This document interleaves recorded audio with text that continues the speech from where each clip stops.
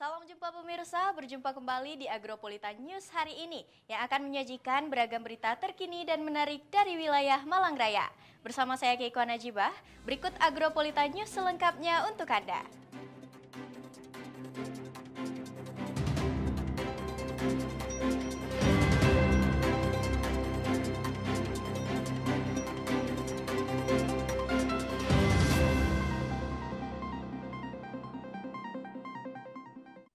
Mengawali Agropolitan News hari ini, berikut kami rangkum berita seputar Malang Raya dalam News 60 Detik.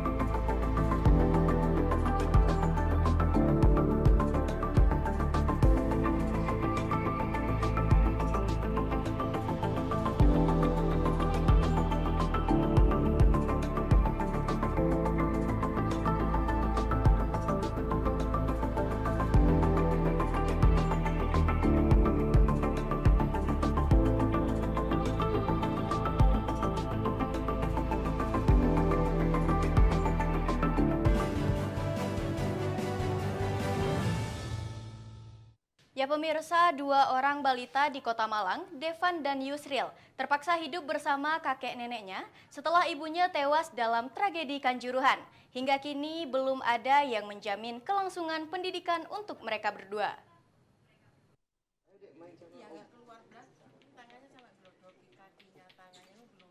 Tragedi Kanjuruhan terpaksa merenggut nyawa Radina Astrida Lutfiasari, ibu dari dua orang balita, Devan usia 1 tahun 6 bulan dan Yusril 4 tahun. Radina meninggalkan dua buah hatinya yang masih kecil dan masih sangat membutuhkan kasih sayang dari orang tua. Keduanya kini terpaksa tinggal bersama kakek dan neneknya, Hari Prasetyo dan Satun, di kawasan Pandulan Gang 1 Kota Malang. Sementara ayah mereka harus mendekam di penjara karena kasus narkoba. Seringkali keduanya menanyakan keberadaan sang ibu yang tidak kunjung pulang menemani mereka. Hari dan Satun terpaksa terus-menerus berbohong dengan alasan ibunya sedang pergi sibuk bekerja. Kesedihan dan rasa rindu pada ibu membuat mereka sempat mengurung diri di dalam rumah. Beruntung kini sudah mulai berani bermain di halaman rumah. Untuk menghidupi cucu-cucunya, keduanya bekerja sebagai sopir truk dan asisten rumah tangga. Secara bergantian harus membagi waktu untuk mengurus Devan dan Yusril. Sang kakek kini hanya pasrah berharap dapat menemani kedua cucunya hingga tumbuh dewasa. Masalah kelanjutan usut kasus Kanjuruhan, dirinya sudah tidak lagi mau peduli. Hari hanya peduli pada jaminan kelangsungan pendidikan kedua cucu kesayangannya. Hari tak habis pikir bagaimana nasib kedua cucunya jika umurnya tidak panjang. Perhatikan cucuku dua ini aja. Kalau masalah lain-lainnya enggak, aku cuma minta ini aja diperhatikan. Itu aja aku permintaanku ke pemerintah. Enggak neko-neko. Masalah hukum biar Allah yang tahu itu nanti. Tuhan tahu itu semua, mana yang benar dan mana yang salah, cuma itu aja. Harapannya Dari SD sampai selanjutnya, sampai dia mau minta kemana, so, dia mau minta kuliah, ya tolong pemerintah perhatikan ke dia. kalau untuk makan alhamdulillah masih sanggup lah. Maksudnya masa depannya dia yang saya khawatirkan nanti kalau aku dapat umur panjang sampai aku sama Allah dia panggil dia belum dewasa terus gimana? Siapa yang ngurusi dia? Janji-janji dong. Aja. Katanya ada di Solo, mau ke sini ya nggak ada. Sampai anaknya ini ya tak berobat lain. Ini yang pertama udah mau sekolah berarti Bu? Iya, habis lebaran sekolah. Belum ada kepastian biaya Bu ya berarti? Iya. Bapak Ibu ya? Iya. Iya, sudah pindah kakak, sudah masuk kakak saya semuanya. Pihak pemerintah Kota Malang dan Dinas Sosial sudah berjanji untuk memberikan bantuan berupa materi dan dukungan psikologis untuk Devan dan Yusril. Namun hingga kini tak seorang pun mendatangi mereka memberikan bantuan. Dari Kota Malang, Dion Arista ATV melaporkan. Sementara itu pemirsa, Komisi E DPRD Jawa Timur lakukan kunjungan kerja di Palang Merah Indonesia atau PMI Kota Batu dalam rangka menyerap aspirasi untuk optimalisasi di bidang kesehatan. Dalam kunjungannya, Komisi E DPRD Jatim ini mendorong pemerintah untuk meningkatkan fasilitas pelayanan kesehatan.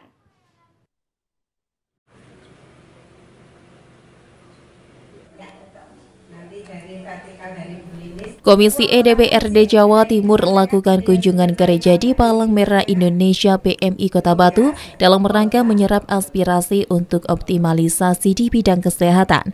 Dalam kunjungannya, Komisi E DPRD Jawa Timur mendorong pemerintah untuk meningkatkan fasilitas pelayanan kesehatan.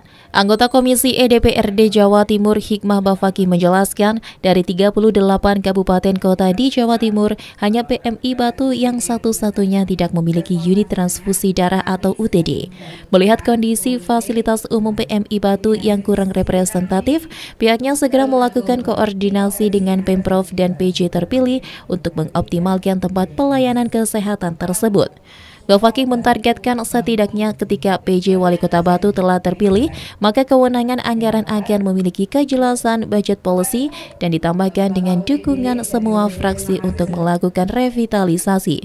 Terlepas gedung PMI tersebut akan dibangun dan menjadi milik Pemkot dan kemudian diserahkan penggunaannya pada PMI atau memang dihibahkan untuk dikelola PMI sendiri.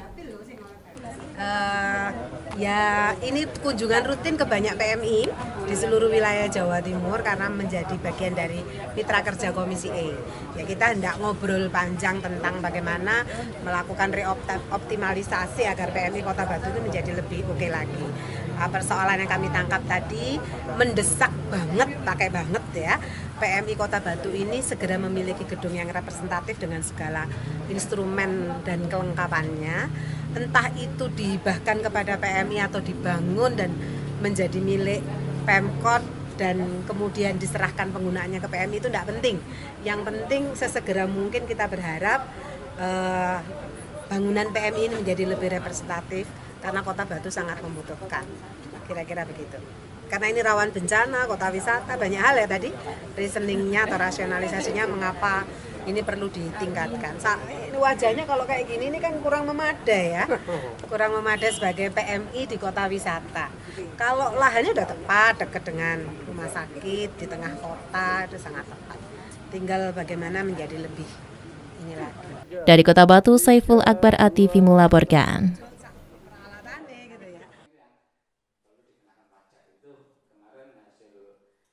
Disampaikan oleh Ketua Komisi A DPRD Kota Batu Haja Dewi Kartika bahwa anggota Dewan berharap semua tanah wakaf yang ada di Kota Batu memiliki legalitas hukum.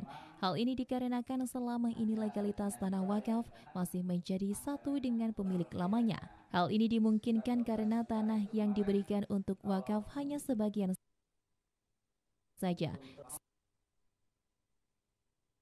Sehingga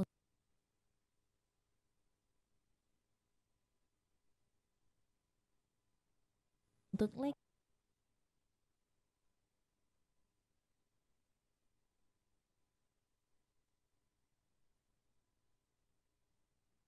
legalitasnya masih menjadi satu dengan pemilik awalnya. Selain itu nantinya bila legalitasnya sudah terpenuhi, maka akan lebih mudah, di mana akan lebih mudah baik dalam pembangunan, pemanfaatan, serta dalam hal penggunaan selanjutnya akan memberi manfaat bagi semua pihak. Harapannya semua tanah wakaf yang ada di Kota Batu itu punya legalitas, karena selama ini kan kadang-kadang masih legalitasnya masih jadi satu sama pemilik awal, karena mungkin yang diwakafkan hanya sebagian, itu masih jadi satu. Kemudian apapun kalau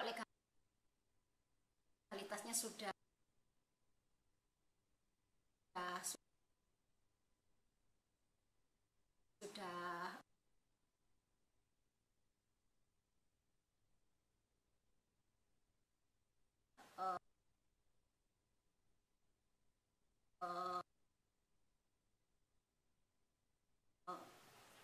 legalitasnya sudah terpenuhi untuk pembangunan selanjutnya, pemakaian selanjutnya, pemanfaatan tanah itu selanjutnya juga akan membawa manfaat untuk masyarakat. Dari Kota Batu, Abraham Patrika, ATV melaporkan. Pemirsa, jangan beranjak dari tempat duduk Anda, karena Agropolitan News akan segera kembali dengan berita menarik lainnya setelah jeda pariwara yang satu ini. Jangan kemana-mana.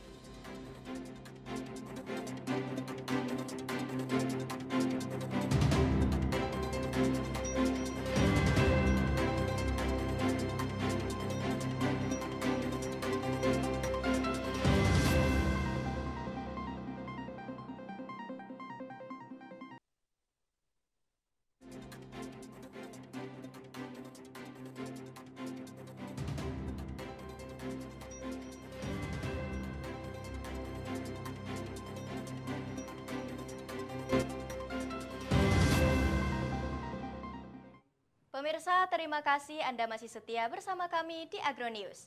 Komisi A DPRD Kota Batu berharap status kejelasan aset Pemdes Junrejo yang dimanfaatkan untuk pembangunan kantor Kecamatan Junrejo dapat diperoleh. Hal ini untuk memberikan legalitas aset tersebut.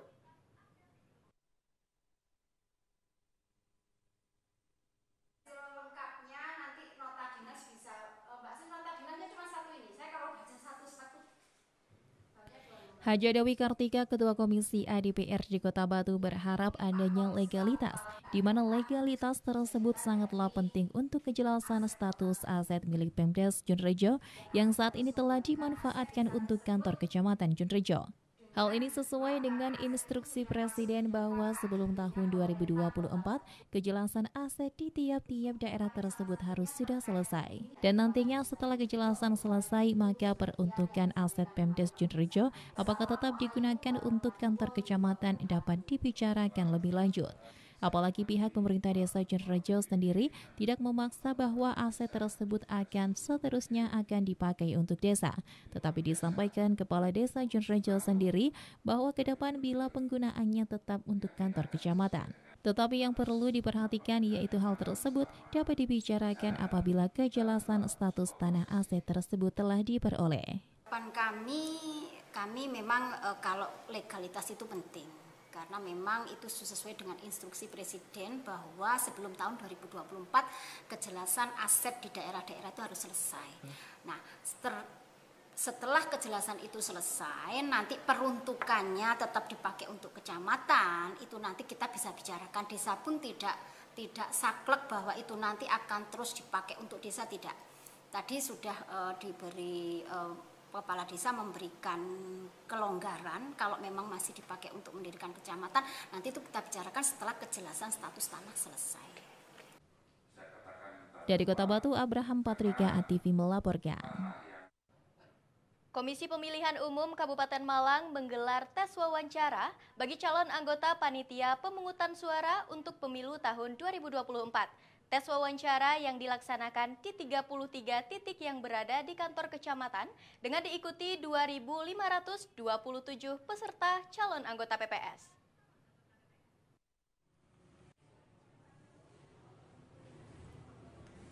Menyusul diumumkannya hasil seleksi tertulis calon anggota Panitia Pemungutan Suara atau PPS untuk Pemilu 2024, Komisi Pemilihan Umum Kabupaten Malang melaksanakan seleksi wawancara terhadap peserta pada 18 Januari 2023.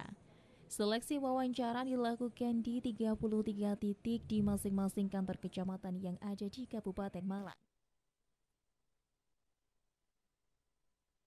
127 peserta yang dinyatakan lulus tes tulis dan diumumkan pada 15 Januari 2023 yang lalu. Dari hasil tes wawancara akan diambil orang yang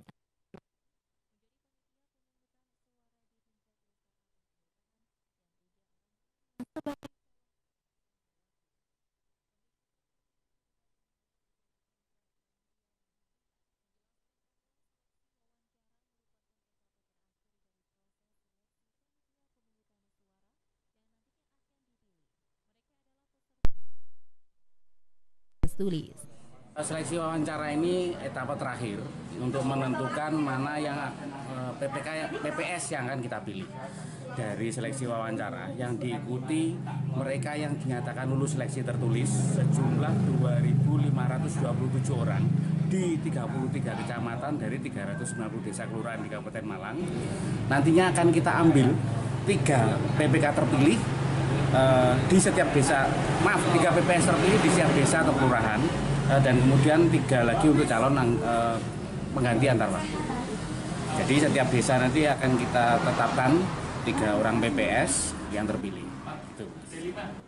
Dengan terpilih dan dilantiknya panitia pemungutan suara, diharapkan badan ad hoc ini bisa bekerja dengan baik, membantu KPU Kabupaten Malang dan PPK di tingkat kecamatan dalam penyelenggaraan pemilihan umum tahun 2024 yang akan datang.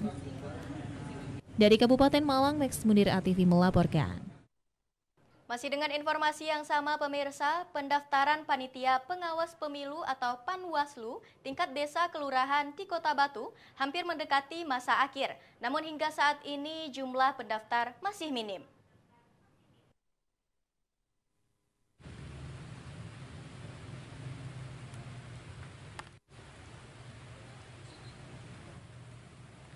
Pendaftaran Panitia Pengawas Pemilu tingkat desa kelurahan di Kota Batu telah dibuka sejak 14 Januari lalu dan akan berakhir pada 19 Januari 2023 mendatang. Namun hingga kini jumlah pendaftar masih minim. Tercatat selama 4 hari perekrutan dibuka, masih terdapat 29 pendaftar yang telah mengumpulkan berkas di Sekretariat Bawaslu di masing-masing kecamatan. Di antaranya, 10 pendaftar di Kecamatan Bumiaji, 10 pendaftar di Kecamatan Junrejo, dan 9 pendaftar di Kecamatan Batu. Jumlah tersebut masih belum memenuhi target 2 kali lipat jumlah calon Panwaslu tingkat desa kelurahan yang dibutuhkan, yakni sebanyak 48 orang. Selain itu, jumlah keterwakilan perempuan juga masih belum terpenuhi. Ketua Bawaslu Kota Batu, Abdur Rahman, mengatakan bahwa terdapat beberapa desa di Kota Batu seperti Oro-Oro Ombo, Sidomulyo, Pandan Rejo yang masih belum tercatat adanya pendaftar yang mendaftarkan diri untuk menjadi Panwaslu tingkat desa dan kelurahan. Meski demikian, pihaknya akan terus melakukan sosialisasi di tiap desa di Kota Batu untuk menarik antusiasme masyarakat. Sampai saat ini jumlah pendaftar sebanyak 29 orang tersebar di beberapa kecamatan, di 3 kecamatan, dan memang ada beberapa desa kelurahan yang masih 0 peminat. Karena 0 peminat ini kami menugaskan kembali kepada Panwaslu kecamatan di masing-masing kecamatan di Batu untuk tetap sosialisasi, melakukan komunikasi dengan beberapa tokoh masyarakat, tokoh agama, tokoh pemuda untuk menggairahkan supaya pendaftar ini bertambah. Ketika banyak yang daftar, kita akan milih yang lebih baik, itu akan lebih mudah. Masih kosong seperti di Rorombo, Pandan Rejo, Sidomulyo, dan beberapa desa yang lain itu memang masih kosong, sehingga nanti teman-teman ini fokus di desa tersebut, desa tersebut untuk mendatangi dan mencari tahu apa penyebabnya pendaftarnya kosong. Diketahui jika hingga masa akhir pendaftaran masih minim peminat, maka Bawaslu Kota Batu akan melakukan perpanjangan perekrutan. Dari Kota Batu, Akbar ATV melaporkan. Pemirsa, jangan beranjak dari tempat duduk Anda, karena Agropolitan News akan segera kembali dengan berita menarik lainnya, yaitu seputar fakta dan unik dunia. Berita selengkapnya akan kami tampilkan setelah jeda iklan yang satu ini. Tetaplah bersama kami.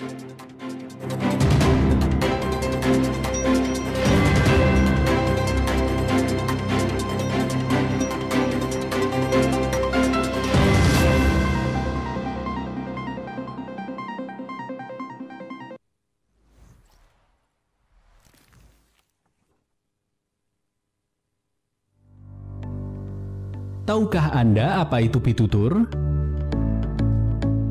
Pitutur dalam bahasa Indonesia disebut nasihat, merupakan sesuatu hal yang berhubungan dengan hal yang baik. Nasihat juga dapat diartikan sebagai teguran, petunjuk, ajaran, pelajaran, ataupun anjuran yang bersifat baik.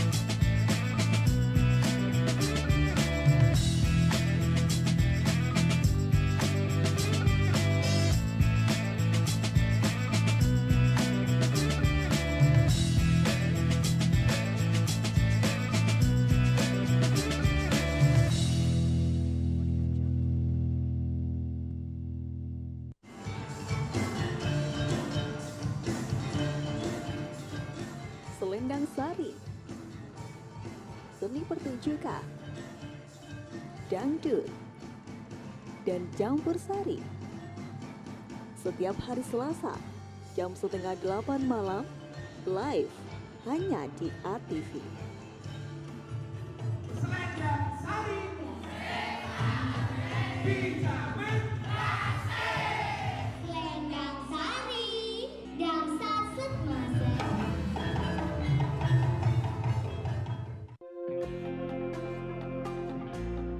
Agropolitan Televisi sebagai lembaga penyiaran publik lokal berkomitmen melayani masyarakat dengan membantu menyediakan wadah promosi seluas-luasnya bagi pelaku UMKM Kota Batu. Mari daftarkan usaha Anda sekarang juga. Pasang iklan usahamu di sini secara gratis.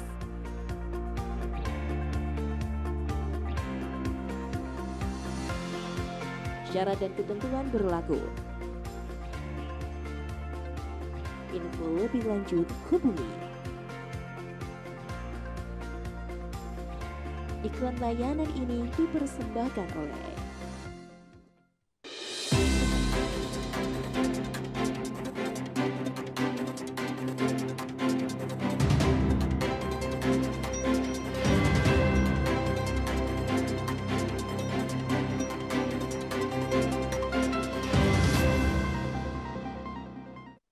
Ya pemirsa, terima kasih Anda masih setia bersama kami di Agronews.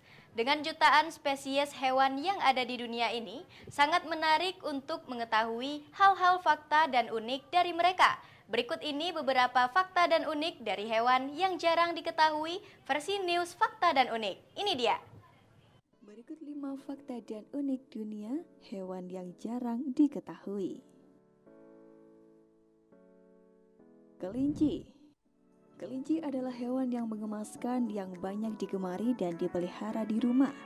Namun beragam fakta dari hewan lucu ini kurang banyak diketahui oleh manusia. Meski terkenal dengan tingkahnya yang lucu, ternyata kelinci mempunyai perilaku yang mencicikan. Mereka mempunyai perilaku coprohage.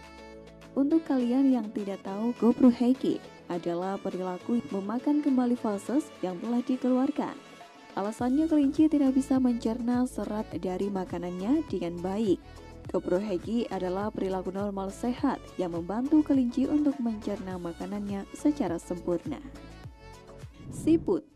Hewan yang terkenal lambat dan lelet ini memiliki fakta unik yang jarang diketahui. Seperti ingin mengalahkan cara tidur beruang, siput juga bisa tidur lama. Kemampuan tidur mereka tidak hanya tidur selama sehari, seminggu, atau semusim, namun bisa tidur bertahun-tahun, yakni sampai dengan 3 hingga 4 tahun lamanya. Kebayangkan lamanya berdiam diri. Untuk apa ya mereka melakukannya? Terungkap kebanyakan dari mereka hidup di suhu dingin, sehingga jika datang cuaca panas mereka akan berdiam diri agar bisa mempertahankan kelembapan tubuhnya. Mereka akan menguburkan tubuhnya di dalam tanah dan menutup cangkangnya menggunakan lendir mereka. Gajah. Masa umum mengandung pada manusia adalah 9 bulan. Ternyata gajah dapat mengandung lebih lama, yakni selama 23 bulan. Kehamilan gajah yang sangat lama bukan hanya karena untuk mencapai berat bayi yang sangat besar, namun untuk membangun kecerdasan gajah. Karena gajah adalah salah satu hewan yang paling cerdas. Kecoa. Jika makhluk hidup lainnya seketika mati tanpa kepala, beda halnya dengan hewan yang satu ini. Kecoa memiliki keistimewaan untuk bertahan hidup selama berhari-hari meski tanpa kepala. Ternyata tubuh mereka dilengkapi dengan pori-pori atau spirikal yang berfungsi untuk alat pernafasan, sehingga mereka tidak membutuhkan hidung atau mulut untuk bernafas. Kecoa yang tidak memiliki kepala akan bertahan hidup selama 9 hari, kemudian akan mati karena kelaparan.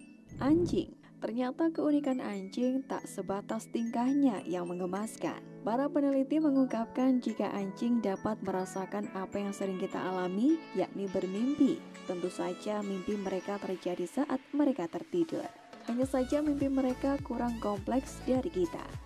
Mimpi mereka tak jauh dari kehidupan dunia anjing, seperti mencari pasangan, menggali lubang, berkelahi, ataupun bermain-main. Saat mereka bermimpi, Anda bisa memperhatikan beberapa hal seperti pergerakan di balik kelopak mata. Nah, tadi adalah informasi seputar fakta dan unik dunia hewan yang jarang diketahui. Tetap saksikan Agropolitan News Fakta dan Unik. Jangan sampai ketinggalan informasi-informasi menarik lainnya dari kami. Tim News Fakta dan Unik ATV melaporkan. Dan pemirsa, berikut kami tampilkan perakiraan cuaca untuk wilayah Malang Raya 19 Januari 2023 dari Badan Meteorologi, Klimatologi, dan Geofisika BMKG Stasiun Klimatologi Kelas 2 Malang. Informasi tersebut sekaligus menutup perjumpaan kita di malam hari ini. Mewakili kerabat kerja yang bertugas, saya Keiko Najibah mengucapkan terima kasih atas kebersamaan Anda dan sampai jumpa.